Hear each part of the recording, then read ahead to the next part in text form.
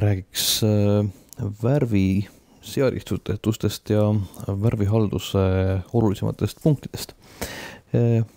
Kõigepealt alustame mõistagi Edit Color Settings, mis avab vastava seadistuspaneeli.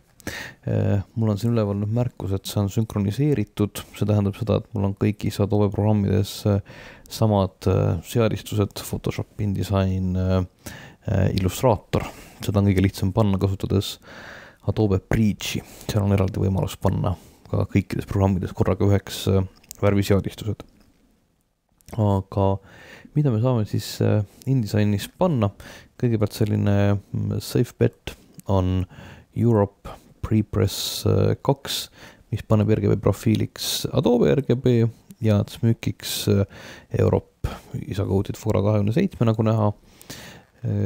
Tõsi, ma ei ole päris alati kindel, kas täpselt see valik on parim, näiteks ajakirja puhuks võib-olla oleks parem siia valida isocode'id või siis mõni ajalehe puhul ISO Newspaper 26V4, et neid valikuid on erinevate väljundite puhul erinevaid.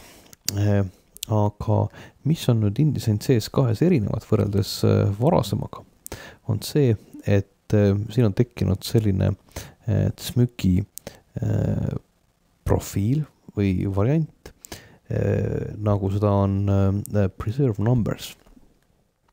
Sellised seadistused, nagu tulevad siis vaikimisi Europe Prepress 2-ga, annavad tulemuseks selle, et meil värvihaldus töötab, ekraani peal näidatakse kõik õieti, aga väljatrükil, kui on seest smükkpildid, mis tahes muud smükkkomponendid, siis neid ei töödelda ümber uude profiili.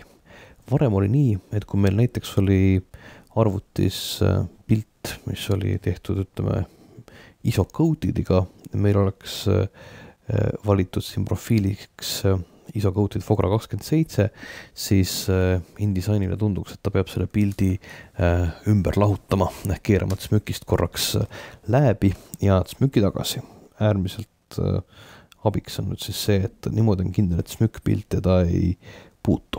Lollikindel lahendus, mina kasutan täpselt nii. Loomulikult on see võimalik ka öelda, et arvestaks profiili ja teeks ümber.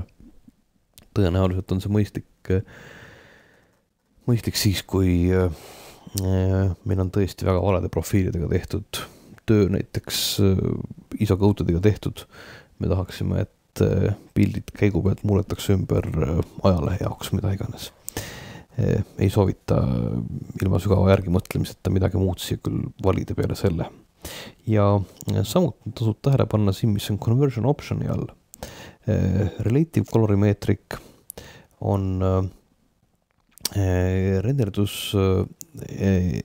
intent või põhimõte, mis suhteliselt vähendab kõik meie RGB või mõne suurema värvisüsteemi värvid trükiseadme värvide sisse, säilitades need omavahelise suhte, aga see ei anna alati kõige paremat tulemust värviliste selliste piltidega, kus on intensiivseid värve. Ja selles mõttes võib olla parem valida siia üks asi, mis on erinev sellest tüüpilisest Europe Prepress 2-st ehk Perceptual. Ma olen tähele pannud, et Perceptual on eriti abiks juhul, kui me läheme trükkima seadme peale, kus on kehvem värviruum, näiteks ajalehe reklaamid ja kõik muu selline. Nüüd InDesignist ja värvidest võiks näidata ühte kohta veel. Nimelt, kui ma teen siia nüüd ühe uue dokumendi, siis see dokument saab endale need värviseadistused, mis olid sellel hetkel, kui see dokument tehti. Meil võib olla ka vajadus seda muuta, sellepärast on edit menüüs siin, jääb küll hetkel sellest ekraaniviisorist välja, on Assign Profiles, ehk siin on võimalik siis ümber muuta. Kui meil eelnevalt oli näiteks mis iganes üks isocode'id, siis me võime selle siin teise vastu välja vahetada, kui meil oleks seda vaja teha. Ja samuti on see koht, kus siis on võimalik näha alati täpselt, et mis on selle konkreetse dokumendi seadistused. Seadistuste toimimine on alati mõttekas aga üle kontrollida. Ja selleks ma teen siis ühe uue dokumendi ja toon siia sisse mõned pildid. Mul on olemas sama pilt kõigepealt RGB kujul.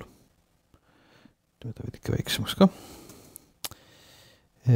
RGB-s ja kahel erineval smüki kujul. Õigupoolest on tegemist täpselt sama lahutusega, samade parameetritega ISO-code'iga lahutatuga, aga ma lihtsalt olen assigninud erinevad profiilid Photoshopis ennem salvestamist neile külge.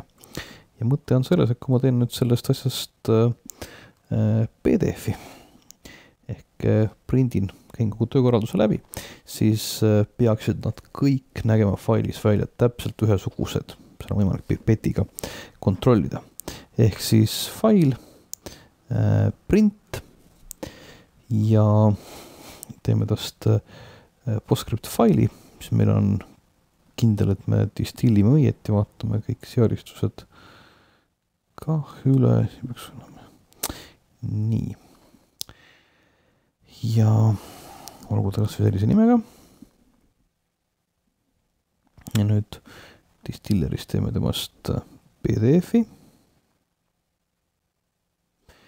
PDF-i tegemine õnnestus, käivitame Acrobaadi.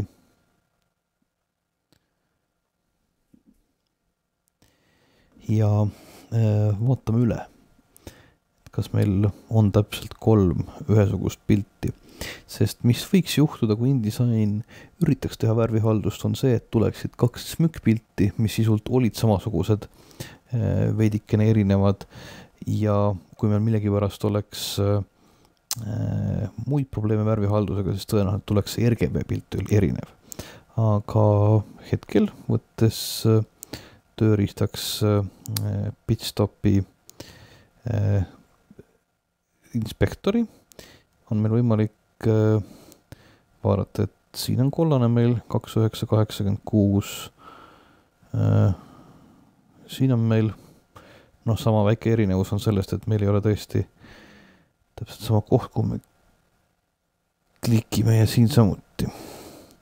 Näha, et see kollane pole muutunud, teine siin võib vaadata ka musta. On näha, et see must on praktiliselt samuti kui mõõta erinevatest piltidest. Järelikult me võime päris turvaliselt öelda, et need pildid on samasugused. Või siis veel on olemas siin võimalus vaadata output preview'st saab vaadata värvilahutuste kaupa ja kui me vaatame ainult musta osavärvi, siis peaks olema ka näha, et kas must osavärv on muutunud, kui ei ole, siis tõenäoliselt on tegemist sellega, et pilt ei ole muutunud või pildid on lahutatud täpselt samade parameetritega.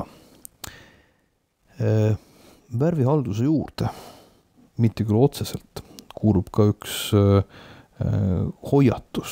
Nimelt, kui varasemates InDesignides oli võimalik panna värvipaikasid colorist ja swatchidest, siis CS2 on võimalik panna värvi paika ka topeltklikkides selle värviruudu peal.